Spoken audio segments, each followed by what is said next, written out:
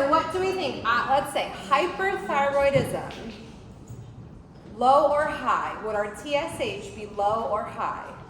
Hyperthyroidism, even. High, right. So think about it. It's high. It's going to be constantly inhibiting your TSH. So what will we expect our TSH levels to be? Hyper. Remember this feedback. If we have T3, T4 just constantly being released, it's inhibiting TSH. It would be really low, which sounds weird. Like it sounds like it doesn't make sense, but it's because it's inhibiting it. Because something else is stimulating your thyroid to release those hormones. Those antibodies are stimulating. Cool. Now let's do the opposite. We have hypothyroidism. So we have high or low levels of T3, T4. Low. Yes, Derek. Low levels. Which means nothing is inhibiting TSH. So what would we expect our TSH levels to be? Super high. Yes. So it might seem counterintuitive, but that doesn't make sense. If there's high TSH, why isn't T3, T4 being released? It's because those antibodies are messing with the production of the hormones. So when we saw the inflamed thyroid, is that hypothyroidism? It could be either, but it is typically hypo, yeah. But it can be present in either, because if it's iodine related, then it wouldn't matter if it's hyper or hypo. Yes, so write this down, because again, this is what you're going to be looking for in the blood panel. You're going to be looking for these levels, and if your patient possibly has one of these two, they could also have one of the next things. Okay? Hyper, hypo. This is very common, again, in the general population. So that's why I like to cover this. And I am an open book, so I often tell you of ailments, and then we study it and tell you what I'm going through with it. All right, let's rock to the next thing. Diabetes. So diabetes, this has to do with our insulin, specifically our insulin. Glucagon, not so much. So we have alpha cells that produce glucagon. They're typically unaffected in this case. We have beta cells that produce insulin.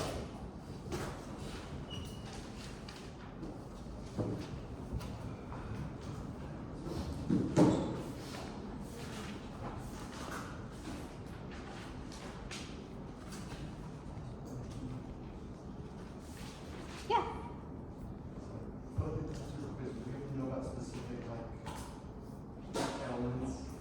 Yes. Yes. You guys should always make the assumption that if we're going over it in class, it's going to be on assessments in some way. Yes. Okay. So, big thing to remember is that glucose, right? Let's go through the process of how it goes through our body. We eat food. Some of us are eating a snack right now, yeah? It's gonna go through our digestive tract and get broken down into little bitty parts. The molecules, the glucose molecules, get absorbed by our intestines and it goes into our bloodstream. From there, we want to get from our bloodstream into the cells because the cells need the glucose for energy to undergo cellular respiration. So, right now, we're going to pretend the hallway is your bloodstream. And we've got 1 million students circulating the hallway. That's your glucose. We need the glucose to come into this room, the cell. It can't just walk in. It's too big. It's got to open a door. Insulin is that hormone that helps to open the door. It helps to attach to receptors so that the cell allows the glucose to come in. So if insulin isn't working properly, we can eat glucose all day long. They're going to stay in the hallway. It's going to stay in the bloodstream. It's not coming into the cell. And the cells are going to be like starving, like, but I'm so hungry. It's right there, but it can't get in if insulin isn't working properly. Okay, so type 1, in this case, we just have no insulin. So the sugar can't get into the cell because there's nothing to open the door. So in this case, the beta cells have been destroyed. We don't have an exact reason. scientifically, but we have a theory, and one of those theories is that a virus is killing the cells. Some kind of early exposure to a virus. They're seeing a big jump in reported cases of juvenile diabetes. They call this juvenile diabetes, but it is just type 1, with connection to the COVID virus. So like 3 years ago when this all started, about a year later, they're seeing more and more jumps in these cases of type 1 diabetes.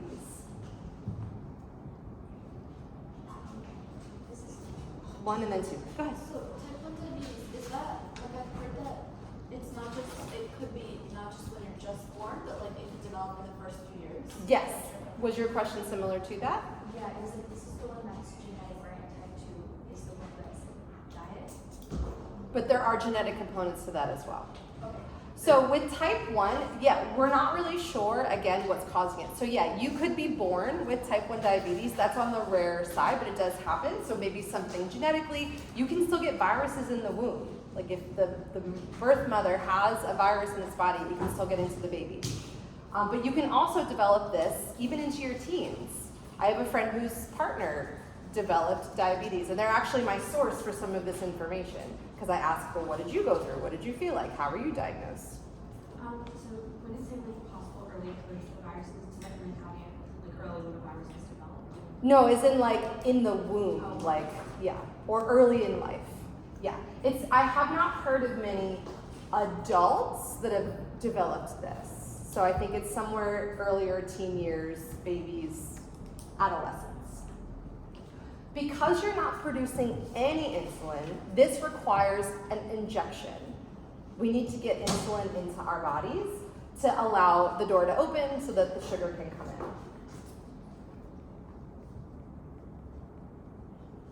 Now there's all kinds of great new technology for monitoring your blood sugar. So you don't have to like prick your finger every day, multiple times a day. You can have a port put in that is deep. It's a really, really thin needle, and it's deep enough to access your bloodstream so that it can constantly monitor how much sugar you have.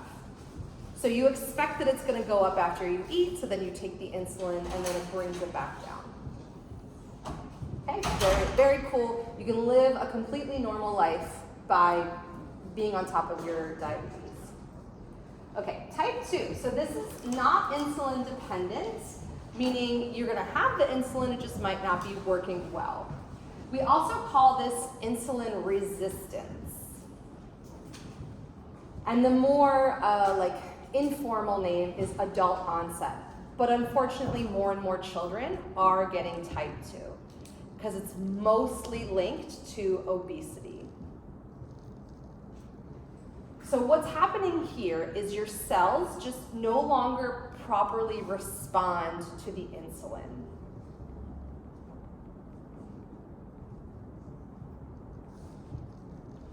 So it really has to do, I've found it's not necessarily a weight number, it's your kind of muscle to fat ratio. So the more muscle you have, the more protected you are against diabetes. I've known people that have kind of a higher fat content, they have less muscle, they're not doing as much weight training, and they're more likely to get diabetes. Gestational diabetes is kind of like a type of type 2 diabetes that you could develop when you're pregnant. Yeah? I'm talking about someone that you know that has like pre-diabetes. Yes. How is that in comparison to type 2 and type 1? That would be pre to type 2. So what happens is we have certain sugar levels that we're going to look out for when you go to do like your yearly annual visit. If your sugar is elevated after you eat and it's not coming back down, that's pre-diabetes. So we can do some steps to like help bring it back down. Exercise, diet, try to lose some weight. That can hopefully reverse the pre-diabetes. So that's what that is. Type 2 would be irreversible? No, it is. It's reversible. It just might be a little bit harder. Because you might have a little bit more to go, more weight to lose, more diet changes. Yeah, but it's doable. I've had aunts that reverse their type 2 diabetes, so it is doable. that is the biggest, I guess, take home of this slide is type 1, as of now, is irreversible. We can treat the symptoms, but we can't reverse the disease. There are scientists working on recreating pancreases. I've actually seen it in a lab. I got to tour a lab 2 years ago. It was really, really cool. So they are working on regenerating the beta cells. So they said they're about 10 years out. So we're getting there, potentially to cure it. Yeah. Did you hear about that thing where it's like they grew like human beings and I think it was a pig or something? Like how is that what they're doing? Could be. The pancreas, if you remember from our dissection, it's really delicate and spongy, so it's tricky. With the pig, I know they're doing a lot more with like taking the cells, bleaching them, and putting human cells on them, like with a heart.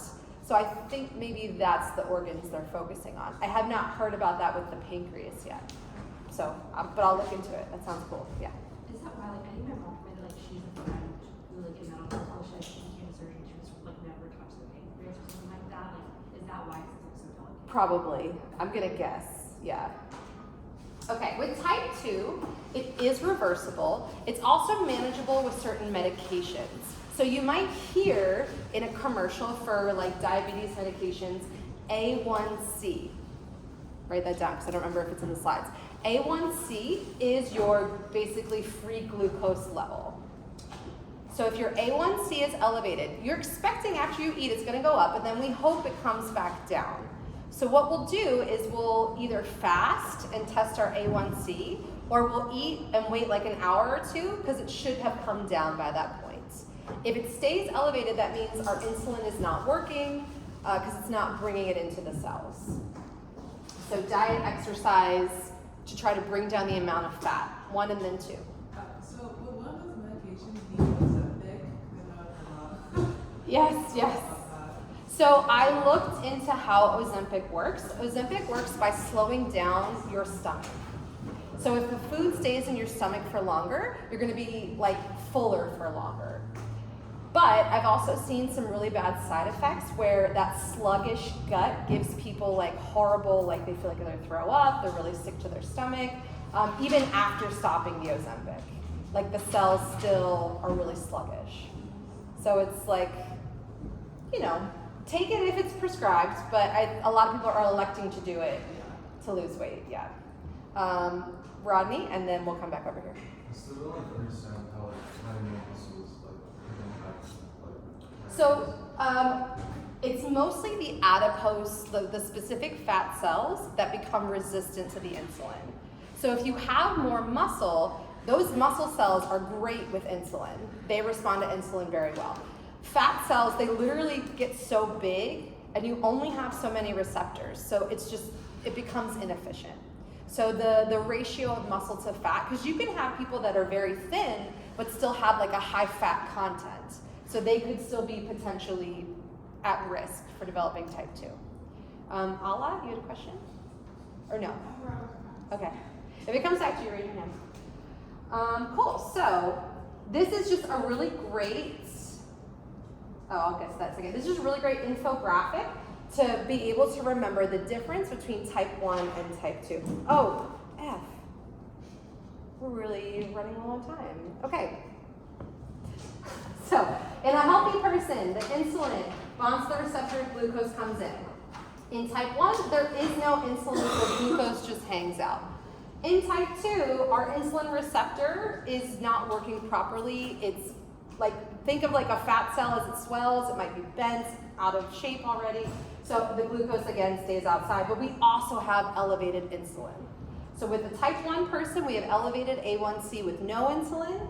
Type 2, we have elevated A1C and elevated insulin levels. That's gonna, write that down. You're gonna need that when you're looking at your blood panel. So if you notice elevated A1C and elevated insulin levels, that's type 2 diabetes.